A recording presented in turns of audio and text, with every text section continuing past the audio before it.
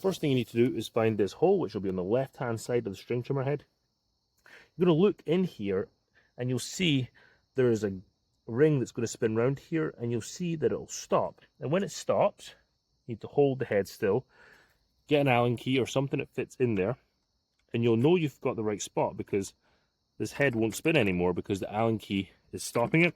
When you're looking through the hole, you're looking for this little indent here so you don't see it when it comes round, and then it does here. And if you miss that one, don't worry, there's one on the other side. Now when you've got your hand underneath here, you're going to turn this clockwise like you're tightening it. If you're above, that's going to be going anti-clockwise. So turn it, make sure you grab the bottom part and turn that. Could be a little bit tight, and you go turn this until the head comes off. Don't lose these parts here because you need them. That's how to remove the head. If you want to install the head back on, put these parts back on in the same way that they came off, like that. Bring in the head, or your new head, and then you're going to turn this the opposite way. So you look in the hole again and look for that little indent in the ring. Drop your Allen key or small screwdriver in there.